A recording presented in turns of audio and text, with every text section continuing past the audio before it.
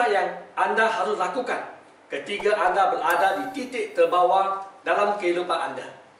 Inilah topik yang saya akan bahas bersama Anda kali ini.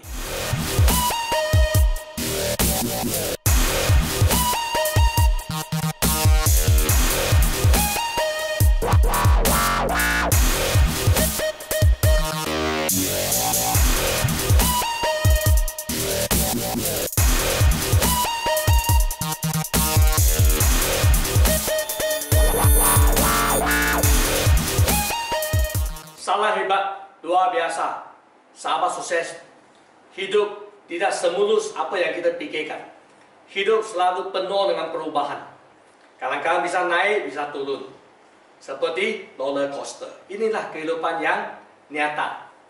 Maka kita akan sering menghadapi banyak ujian, tantangan, bahkan badai dalam kehidupan kita.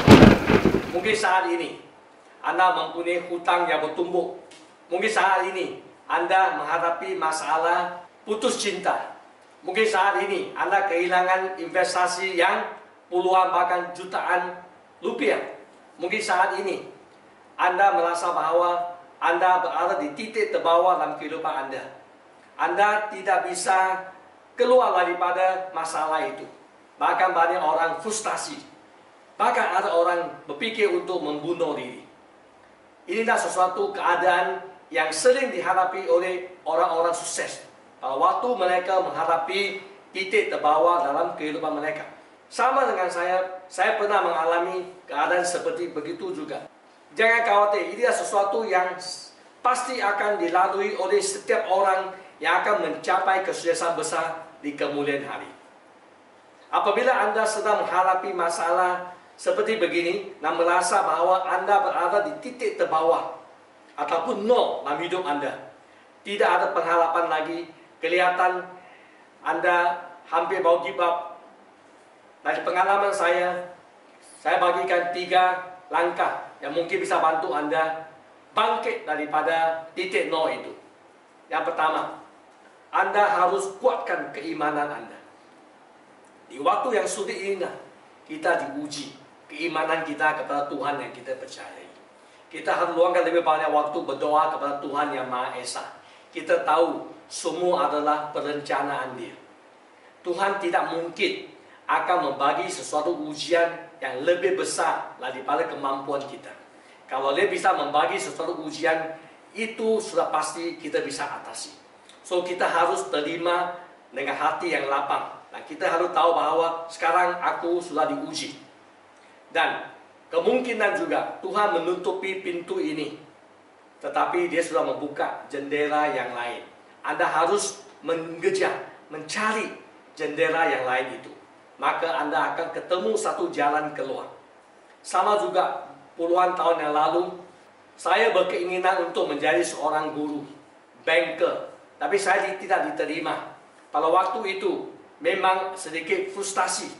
Tapi saya beritahu diri saya, Tuhan telah menutup pintu ini untuk saya, tetapi Dia sudah buka sesuatu jendela yang lain, ya, untuk saya cari. Kalau saya ketemu jendela itu, saya akan menemukan jalan keluar dari situasi yang saya hadapi. Akhirnya, saya bisa berkarya, dan akhirnya menjadi seorang businessman yang sukses. Saya pikirkan, kalau pada waktu itu Tuhan tidak menutupkan pintu untuk saya menjadi seorang guru atau banker, mungkin hari ini tidak ada seorang yang dinamakan Andrew Ho. Tidak mungkin. Maka sesuatu yang terjadi, kita harus tahu bahwa semua itu adalah perencanaan dari atas. Kita yakin semua itu ada ujian. Kita harus hadapinya, atasinya. Maka kita berhak untuk menerima hadiah yang terbesar di kemudian hari. Yang kedua, kita harus merasa syukur. Pada waktu yang paling sulit, di titik yang paling bawah, kita jangan memperhitungkan apa yang saya tidak miliki, apa yang saya sudah hilang. Kita harus menghitung, mensyukuri apa yang kita masih miliki. Saya masih ingat, pada waktu saya down sebagai seorang wartawan pada waktu itu, apa yang saya lakukan? Saya sering main-main ke rumah sakit. Saya melihat orang pasien yang sakit. Setelah itu saya keluar penuh dengan semangat. Saya beritahu diri saya, wah, saya beruntung. Minimal saya masih memiliki sebuah kesehatan yang utuh. Saya masih sehat. Saya masih bisa fight dibanding dengan orang lain. Mereka sakit-sakitan, tidak bisa buat apa-apa lagi. Inilah sesuatu yang saya lakukan, membangkitkan motivasi saya supaya bisa terus berjuang.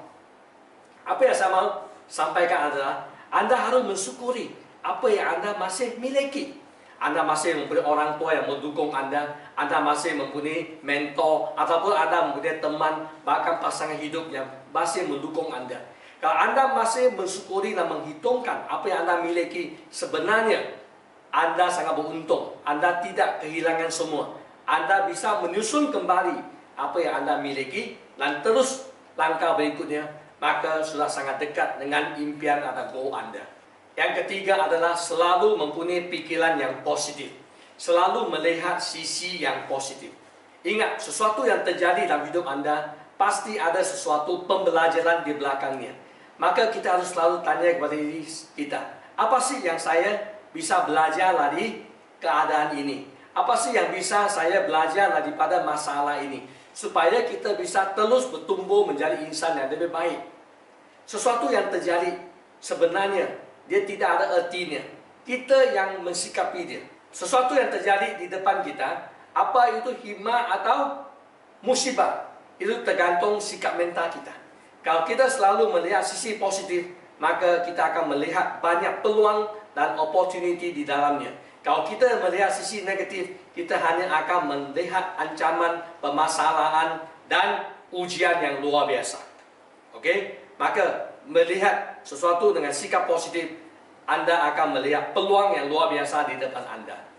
Ingat, tidak peduli apa yang terjadi dalam hidup Anda, semua adalah proses dan dia pasti berlalu.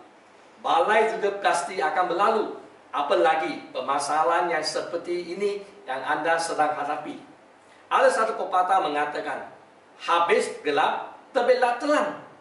Apabila Anda berhasil melewati proses yang paling sulit ini, maka saya pastikan Anda bahawa Anda pasti akan mendapat sesuatu kesuksesan yang luar biasa sesudah itu.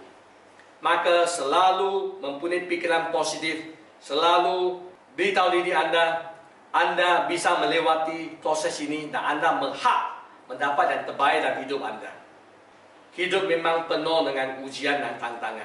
Selagi Anda tidak pernah give up, Anda try, cuba lagi, saya yakin dan percaya Anda pasti akan mencapai puncak kesuksesan.